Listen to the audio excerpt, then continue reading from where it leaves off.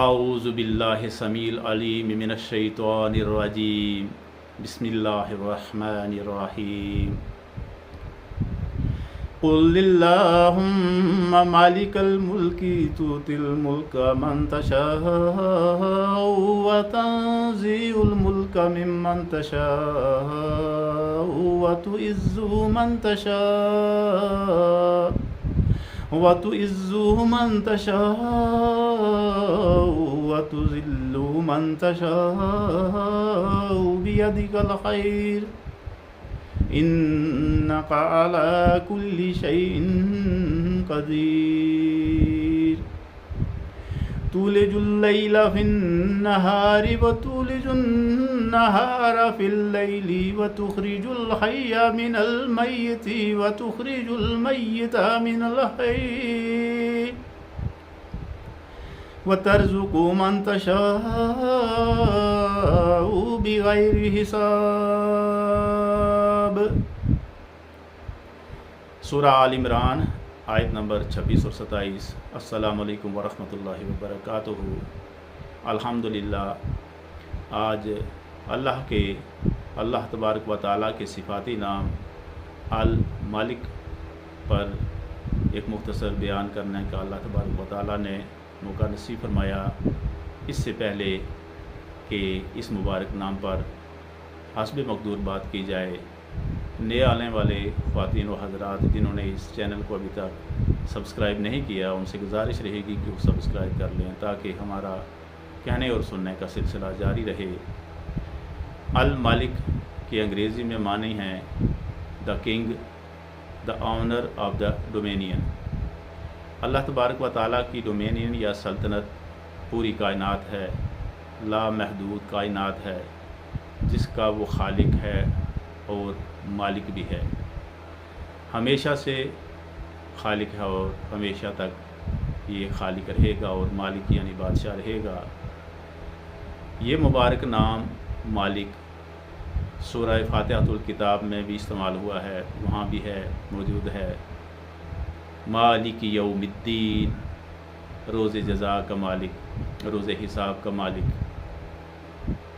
سورہ آل عمران کی آیت نمبر 26 جو میں نے تلاوت کی، اس میں اللہ تبارک و تعالیٰ کا فرمان ہے قل اللہم مالک الملک، قل اللہم مالک الملک تؤتی الملک من تشاء، کہہ دیجئے اے سلطنت کے مالک، اے اللہ، تو جس کو چاہتا ہے سلطنت عطا کرتا ہے، وتنزع الملک ممن تشاء، اور تو جس سے چاہتا ہے سلطنت چھین لیتا ہے، وتعز من تشاء وتذل من تشاء، تو جس کو چاہتا ہے عزت دیتا ہے اور جس کو چاہتا ہے ذلت دیتا ہے، یعنی جس کو چاہتا ہے بادشاہت دے کر کے، اس کو کنگ بنا کر کے، اس کو سلطان بنا کر کے، اس کو سرفراز کر دیتا ہے اور اس کو بہت زیادہ عزت دیتا ہے، اور جس کو چاہتا ہے بادشاہت چھین کر کے، اس کو ذلیل و خوار کر کے اس کو ذلیل کر دیتا ہے۔ بیدک الخیر، تیرے ہی ہاتھ میں ساری خیر ہے۔ انک علی کل شیء قدیر، بے شک تو ہر شے پہ قادر ہے۔ اللہ ایسا مالک ہے، اللہ ایسا بادشاہ ہے جس کی بادشاہت کبھی ختم نہیں ہوتی، جس کی بادشاہت بے کراں ہے، جس کی بادشاہت اس زمین کے علاوہ آسمانوں میں اور کائنات جہاں تک ہے، جو لامحدود کائنات ہے، وہ سب اللہ کی بادشاہت ہے۔ اور وہ بادشاہت جو کہ بادشاہوں کا بادشاہ ہے، جس کو چاہتا ہے بادشاہ بنا دیتا ہے، اور پھر جس کو چاہتا ہے بادشاہت سے ہٹا دیتا ہے، وہ چھین لیتا ہے، اور جس کو چاہتا ہے بہت عزت دیتا ہے، اور جس کو چاہتا ہے اس کو ذلیل و خوار کر دیتا ہے۔ اسی کے ہاتھ میں ہر طرح کی خیر ہے اور ہر چیز پہ وہ قادر ہے۔ آیت نمبر 27 میں اللہ تبارک و تعالیٰ نے فرمایا تولج اللیل فی النہار، تو رات کو دن میں داخل کرتا ہے، وَتُولِجُ النَّهَارَ فِي اللَّيْلِ، تولج اللیل فی النہار و تولج النہار فی اللیل، اور تو ہی دن کو رات میں داخل کرتا ہے۔ پہلے کیا ہے؟ تولج اللیل فی النہار، تو ہی رات کو دن میں داخل کرتا ہے، و تولج النہار فی اللیل، وہ تو ہی دن کو رات میں داخل کرتا ہے۔ تخرج الحی من المیت، تو خارج کرتا ہے یا نکالتا ہے زندہ کو من المیت، مردہ سے یا مرے ہوئے سے، و تخرج المیت من الحی، اور تو نکالتا ہے مردہ کو زندہ سے، وترزق من تشاء بغیر حساب، اور جس کو چاہتا ہے بے حساب روزی دیتا ہے۔ تخرج الحی من المیت کا معنی یہ ہوا کہ وہ مردہ سے زندہ کو نکالتا ہے، جیسا کہ انڈا بظاہر مردہ ہے لیکن اس میں سے زندہ بچہ نکلتا ہے۔ وتخرج المیت من الحی، اور تو زندہ سے مردہ کو نکالتا ہے۔ اس کی مثال یہ ہے کہ انسان زندہ ہے لیکن اس کے ناخن جو آگے بڑھ جاتے ہیں وہ مردہ ہو جاتے ہیں، جب ان کو کاٹو تو آپ کو درد نہیں لگے گا، لیکن اگر وہ ناخن جو ابھی زندہ ہے، جس کا کلر ابھی چینج نہیں ہوا، جو ابھی لال رنگ دے رہا ہے، وہ سفید نہیں ہوا، اس کو کاٹو گے تو بہت درد لگے گا۔ اسی طرح انسان کے بال ہیں، جب یہ چمڑی سے باہر نکل آتے ہیں تو یہ مردہ ہو جاتے ہیں، ان کی صرف جڑیں ہی زندہ رہتی ہیں۔ اگر بال کو جڑ سے نوچا جائے تو درد لگے گا، لیکن جب شیو کی جائے تو معمولی سا حصہ بھی بال کا جو چمڑی سے باہر ہے وہ کٹ جاتا ہے، لیکن درد نہیں لگتا، گویا کہ وہ مرا ہوا ہے، اس لیے انسان کو درد نہیں لگتا۔ تو گویا انسان زندہ ہے اور ناخن اور بال جو ہیں وہ اس کے مردہ ہیں۔ تو اللہ کی شان یہ ہے کہ وہ زندہ سے مردہ کو پیدا کرتا ہے اور مردہ سے زندہ کو پیدا کرتا ہے۔ ذات باری تعالیٰ کے علاوہ کوئی ایسا نہیں کر سکتا، لہٰذا وہ ایسا مالک ہے کہ وہ روز قیامت کا، روز جزا کا مالک ہے، کہ اس دنیا میں جو نیکیاں کمائیں یا جو گناہ کے کام کیے ان کی اس دن جزا دے گا۔ ایک نیکی کی 10 نیکیوں کے برابر اس کا میزان ہوگا، اور ایک گناہ کا 1 گناہ کے برابر ہی ہوگا، اور ایک نیکی کا تو کہیں پہ وہ 7 ذو گناہ بھی کر دے گا۔ تو لہٰذا جو کامیاب ہو گیا، جس کا وزن بھاری ہو گیا جس کی نیکیوں کا، تو وہ ہمیشہ کے لیے کامیاب ہو گیا۔ اس دن کوئی اور بادشاہ نہیں ہوگا، صرف بادشاہت اللہ ہی کی ہوگی قیامت کے دن، وہ اس قیامت کے دن کا مالک ہے۔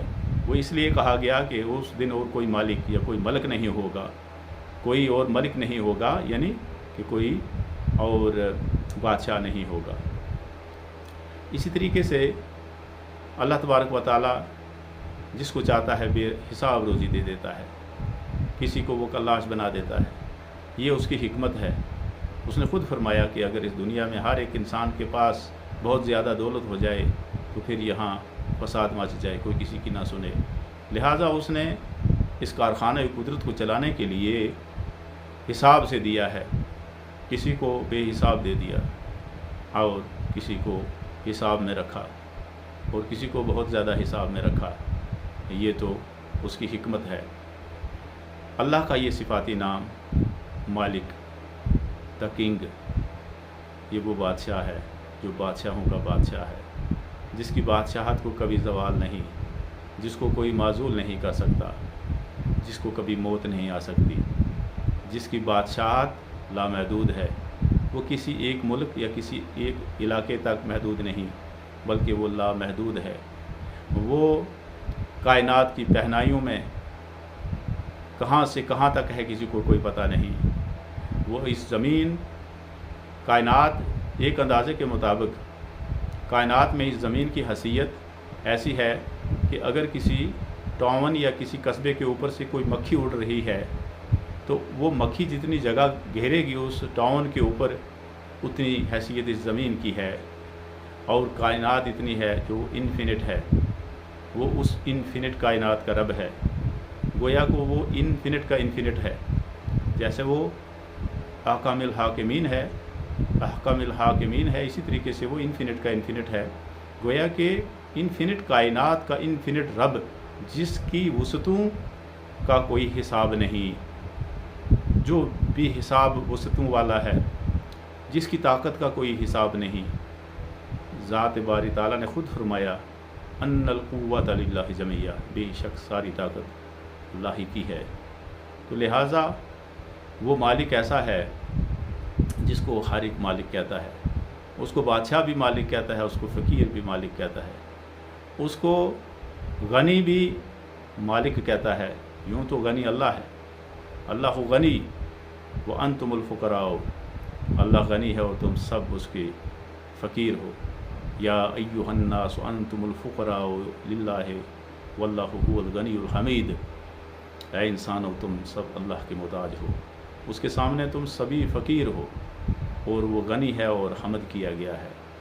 تو دنیا کے غنی یعنی جس کے پاس مال و دولت بہت زیادہ ہو، بے حساب ہو، یعنی اس کو یہ پتہ نہیں ہے کہ میرے پاس مال و دولت کتنی ہے، تو اس کو کہہ سکتے ہیں کہ وہ غنی ہے یا امیر ہے۔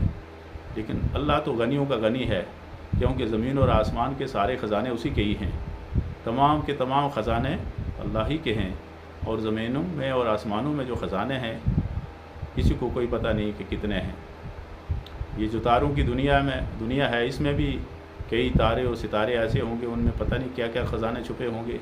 انسان کی رسائی وہاں تک نہیں ہے، جہاں تک انسان کی رسائی ہوئی ہے چاند میں، دیکھتے ہیں کہتے ہیں کہ چاند میں بھی بہت کچھ ہے، لیکن چاند تو زمین کا سیٹلائٹ ہے، یہ تو قریب ہے، لیکن کچھ تارے اور ستارے تو بہت دور ہیں، جن کی روشنی بھی زمین تک نہیں پہنچے گی تو اس کائنات کا خاتمہ ہو جائے گا۔ تو لہٰذا وہ اللہ تبارک و تعالیٰ اس پوری کائنات کا خالق بھی ہے اور مالک بھی ہے۔ خالق ہے کیونکہ اس نے اس کو خود تخلیق کیا، مالک ہے تو اس کے شایع نشان ہے کہ جس نے اپنے ہاتھوں سے اس کائنات کو کن فیکون کر دیا، تو اس سے بڑھ کر مالک اور کون ہوگا؟ وہ پائیدار مالک ہے، وہ ہمیشہ سے ہمیشہ تک کا مالک ہے۔ اللہ تبارک و تعالیٰ سے دعا ہے کہ کہنے سے زیادہ عمل کرنے کی توفیق نصیب فرمائے۔ وآخر دعوانا ان الحمد للہ رب العالمین۔